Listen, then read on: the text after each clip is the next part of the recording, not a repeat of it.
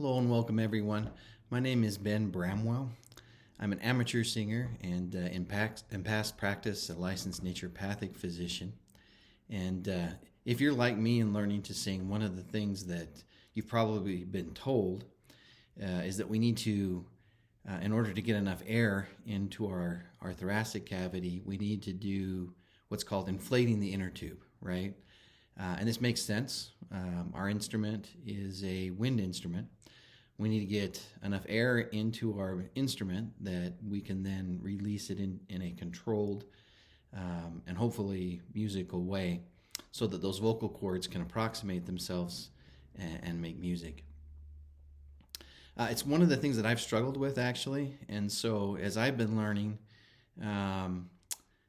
given my background, I decided to apply one of actually several techniques associated with strain-counterstrain, which is a technique that I used in practice a great deal in order to help get tissue that was tight and a little bit resistant to relax and move more freely. So I'm going to talk about that a little bit today and introduce you to a technique that I've been developing and working on, particularly to help with the sideways, with the lateral expansion of the thoracic cavity when we take in a breath, because that seems to be the hardest thing for me. So first, let me talk about real quickly some of the dynamics of inspiration, what's going on, what muscles are involved, and how our chest cavity moves.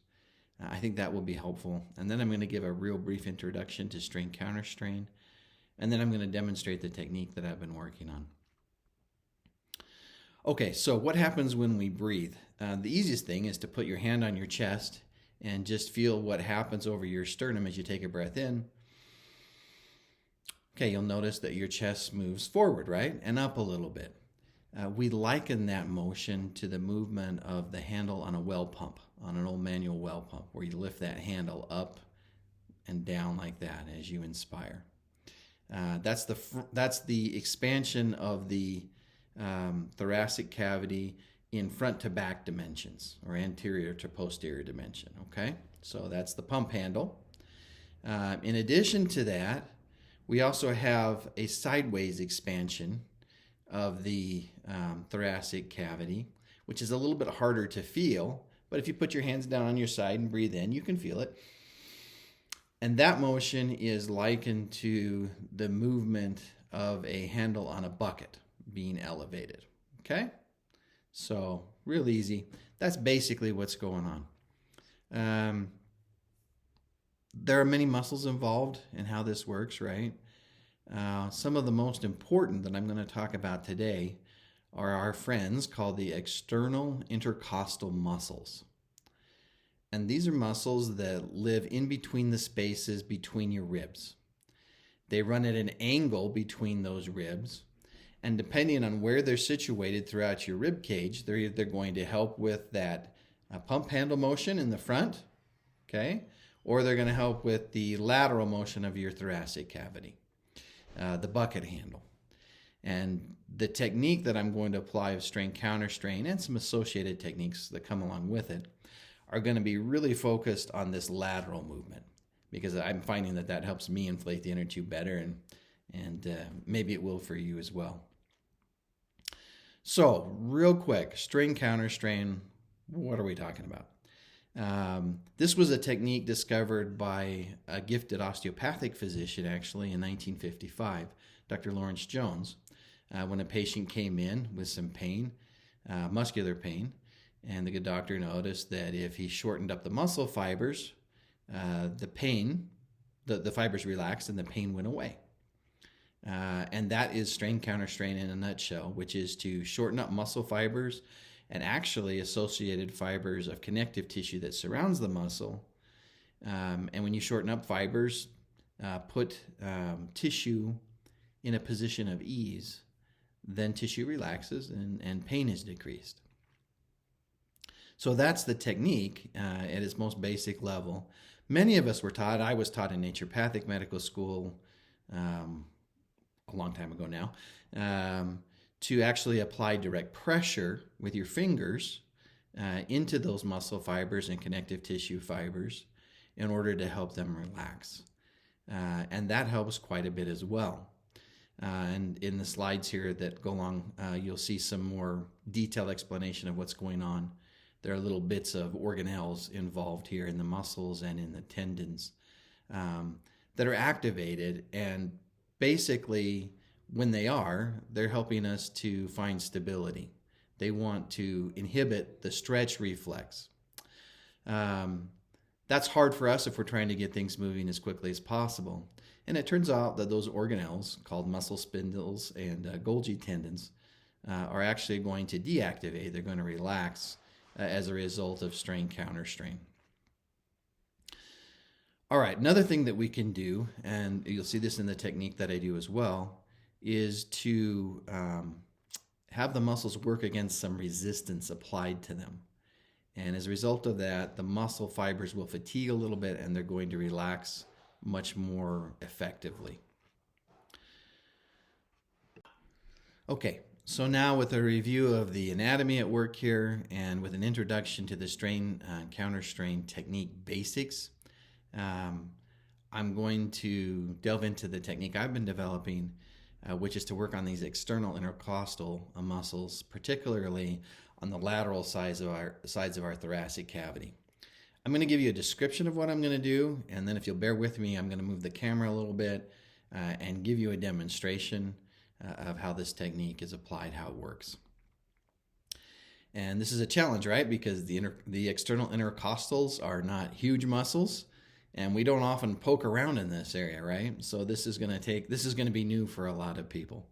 But there's several steps. The first step is to shorten up the muscle fibers by taking in a deep breath and holding it for about 10 seconds.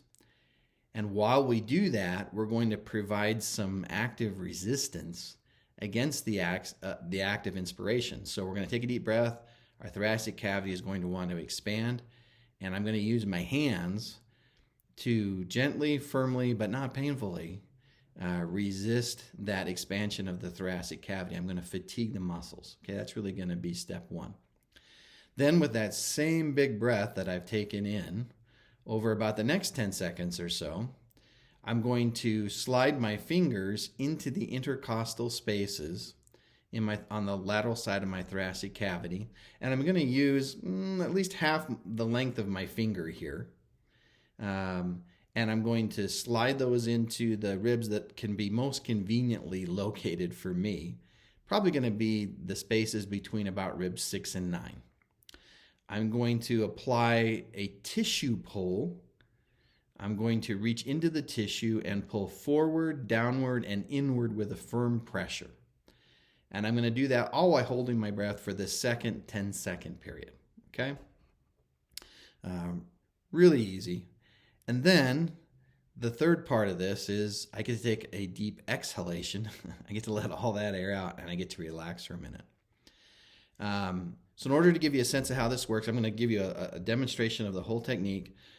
And before I do that, actually, I'm going to just sing. I haven't warmed up yet today, so I'm going to sing what a scale sounds like for me before I do the technique, and then we'll do a scale afterward, and just to show you what it sounds like, okay? So here's first warm-up scale of the day.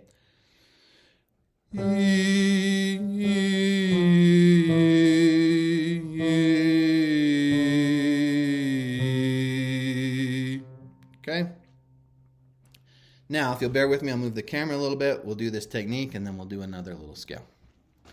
Okay, so ready for part one. Here we go. Active resistance.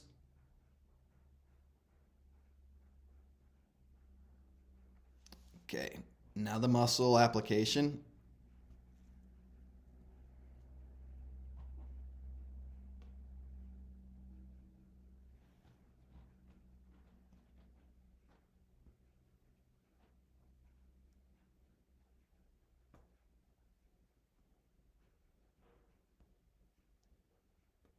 Okay, real good. Now I'll try a scale after this.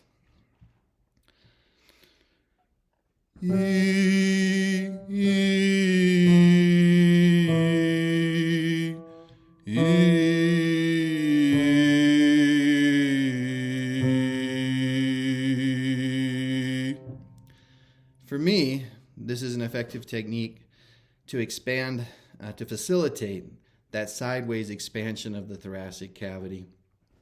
Real simple, real easy. My only word of warning is please don't do anything that causes yourself pain or distress. That's not what this is about. This is a very gentle technique and one that works with your body just to remind the muscles and the connective tissue that it's time to relax here. It's time to let the air in so that our musical instrument is filled and we can get on with the fun of making music. Okay, I hope that's helpful. If this is helpful for you, please let me know. Please like and subscribe.